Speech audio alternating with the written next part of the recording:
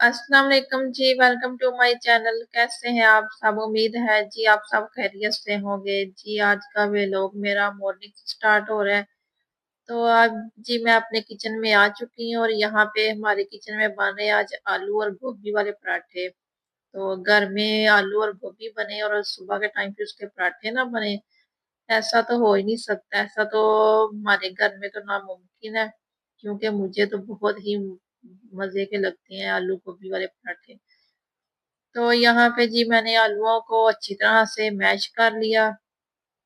तो साथ में गोभी और आलू दोनों को मैंने अच्छी तरह से मैच किया। फिर इसके अंदर मैं अब थोड़े से स्पाइसेस डालूंगी, क्योंकि फिर ये रोटी में लगने के बाद ना बिल्कुल भी फीकी फीकी लगती है गोभी।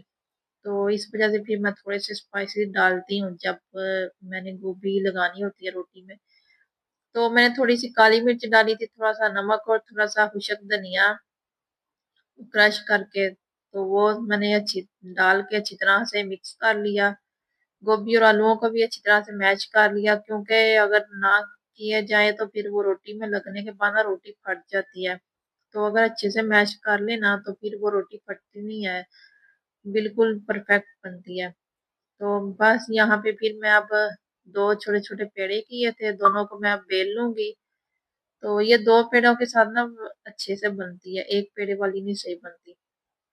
फिर मैंने नीचे थोड़ा खुशक आटा लगाया और अब मैं ये जो सा मिक्सचर गोभी वाला है ये मैं लगा लूंगी अच्छे तरह से भर भर के, क्योंकि मुझे थोड़ा ज्यादा पसंद है। तो इसलिए मैंने थोड़ा सा भर के लगाया था। अगर आप लोग कम भी लगाना चाहें तो कम लगा लें। तो मैंने थोड़ा ज्यादा ही लगाया था।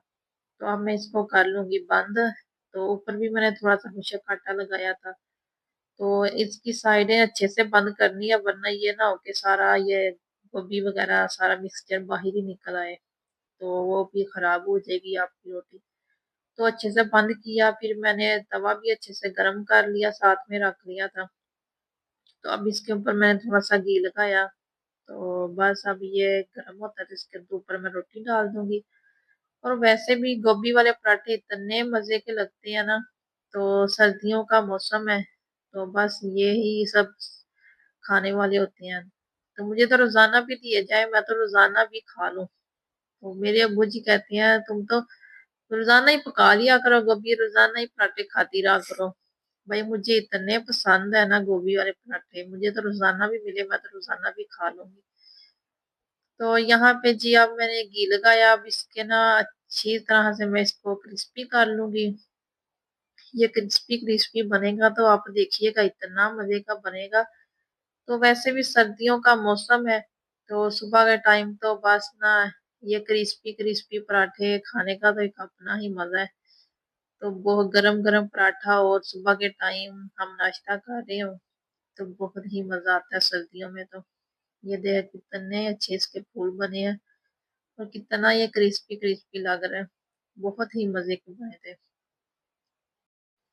वैसे मेरे अब्बू जी को तो इतने पसंद नहीं है, तो फिर भी मैं जबरदस्ती खिला ही देती हूँ। खा ले कुछ नहीं होता। तो मुझे तो बड़े पसंद है, मैं तो मुझे तो रोजाना भी दिए जाए मैं तो रोजाना भी खा लेती हूँ। तो बस यहाँ पे जी अब हमारा नाश्ता रेडी हो चुका था। तो हमें चाय इतनी पसंद नहीं है, तो इसलिए हम चाय नहीं बनाते। तो आप लोग चाय के साथ भी खाएं तो बहुत ही मजे के लगते हैं। तो अब नाश्ता करने के बाद जी मैं आपको दिखाऊंगी अपने विंटर ड्रेस जो कि मैं लेके आई हूँ। तो बहुत ही प्यारे हैं।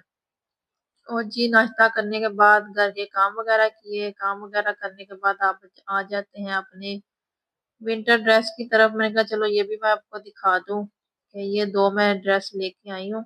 ये दोनों ही स्टेप खद्दड़ है, तो बहुत ही प्यारे थे। एक तो थोड़ा लाइट कलर था तो एक ब्लू कलर था, दोनों ही बहुत प्यारे थे। तो ये वाला जो सा सूट है इसके ना थोड़ा प्रिंट बराबर है, इसके फूल थोड़े से बड़े हैं। तो ये ट्राउजर और शर्ट दोनों एक जैसी है, इसके अंदर से ट्राउजर भी निकलेगा। और ये इसकी चादर है, ये थोड़ा सा इसका कलर डिफरेंट है। तो ये कंट्रास्ट था, ये बहुत ही प्यारा सूट मुझे लगा था। तो माशाल्लाह है भी बहुत प्यारा। तो जो सा दूसरे वाला उसके ना फूल थोड़े से छोटे हैं, तो उसका प्रिंट थोड़ा छोटा था। तो अब जी मैं इनको सिलाई करूंगी, मैंने खुद ही सिलाई करने होते हैं। अब शेडिंग करूंगी तो फिर सिलाई करके भी मैं आपको दिखाऊंगी कि कैसे मैंने सिलाई की है और कैसे बने हैं।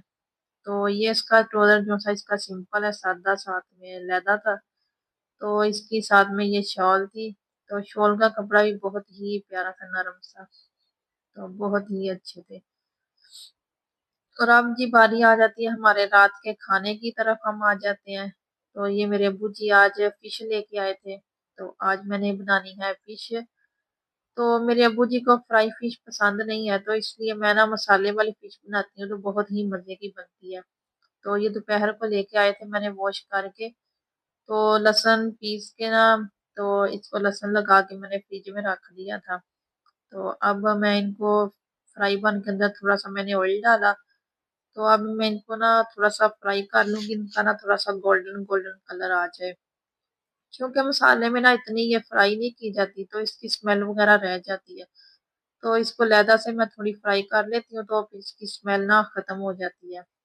तो यहाँ पे मैंने 5 मिनट के लिए रखी थी, फिर 5 मिनट के बाद मैंने इसकी साइडें चेंज कर लूंगी। तो बस ये देखें, इसका ना ऐसे गोल्डन सा कलर आ जाए। तो बस इतना ही आपने फ्राई करना, ज़्यादा इसको जलाना भी नहीं पड़ना, ये टूट भी जाती है जल्दी।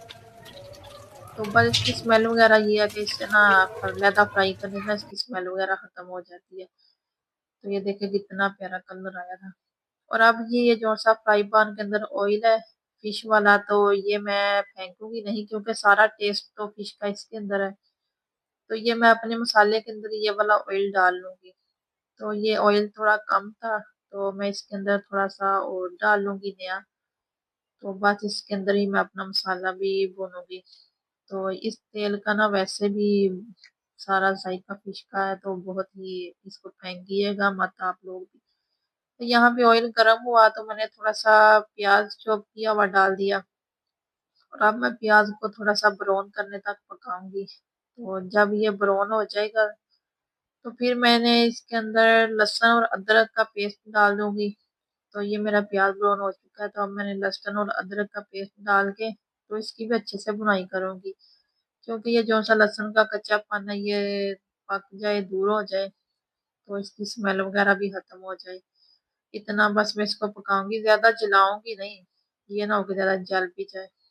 तो ऑयल मैंने कम डाला था, मैंने कहा ज्यादा ही कम है, फिर मैंने थोड़ा ऑयल डाल दिया था। क्योंकि मेरे अब्बू जी कह रहे थे कि ज्यादा ऑयल मत डालना मसाले में, ये ना हो कि ज्यादा ऑयल ही ऑयल हो। तो इसलिए फिर मैंने कम ही डाला था, उतना डाला कि जितने में ना वो मसाला वगैरह पक जाए। तो यहाँ पे लहसुन अदरक भूनने के बाद मैंने कटिंग किया हुआ टमाटर भी डाल दिया। टमाटर जैसे ही थोड़ा सॉफ्ट हुआ, तो फिर मैंने इसके अंदर थोड़ा सा पानी डालूंगी, क्योंकि नीचे लग रहा था। तो बस थोड़ा सा पानी डालूंगी, तो अब इसके अंदर मैं मसाले वगैरह भी डाल लूंगी, ताकि वो भी जले ना, इसलिए थोड़ा सा पानी डालना जरूरी होता है। तो अब मैं नमक, हल्दी, तो कुटी लाल मिर्च पाउडर, वो तीनों डाल के, तो अब मैं मसाले की अच्छी तरह से बुनाई करूंगी, क्योंकि सारे खाने का टेस्ट मसाले से होता है। तो मैं तो मसाले की बुनाई अच्छे से करती हूँ।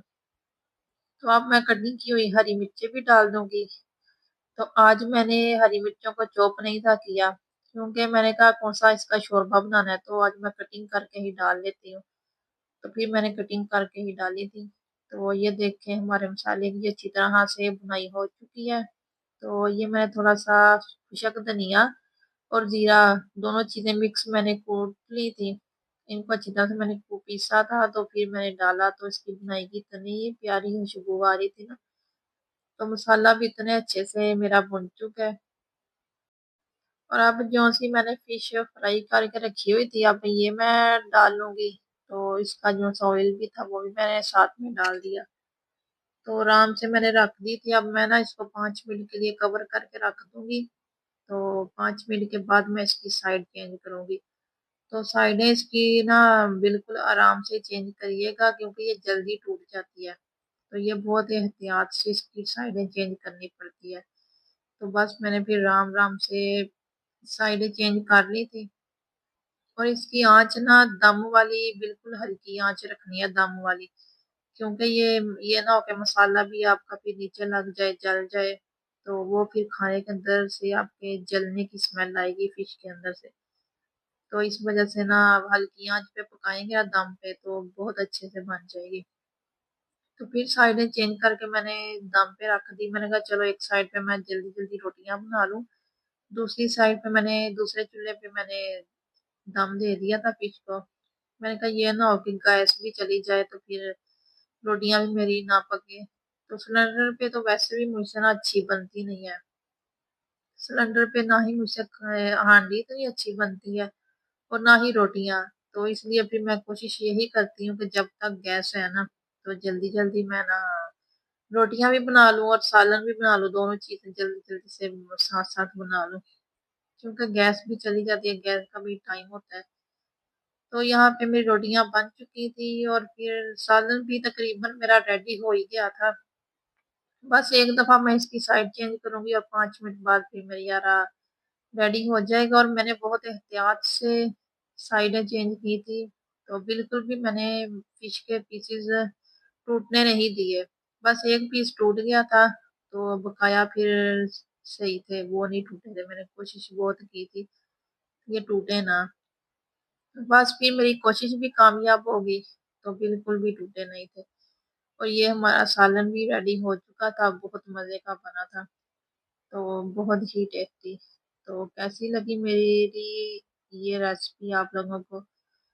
तो अगर मेरी वीडियो आप लोगों को अच्छी लगी तो लाइक और सब्सक्राइब जरूर करें और मुझे कमेंट्स में जरूर बताएं कि आप मेरी वीडियो कहाँ से देख रहे हैं, ताकि मैं आपका शुक्रिया अदा कर सकूं। और जो मेरे चैनल पर पहली दफा आए हैं वो मेरे चैनल को सब्सक्राइब भी जरूर करें। और ये है जी अगला दिन, ये 2 दिन की वीडियो मैंने शूट की हुई है, 2 दिन की क्लिप है, एक दिन की नहीं है। तो ये दूसरा दिन, ये मेरे अब्बू जी गुड़ लेके आए थे, बिल्कुल फ्रेश वाला लेके आए थे, ताजा।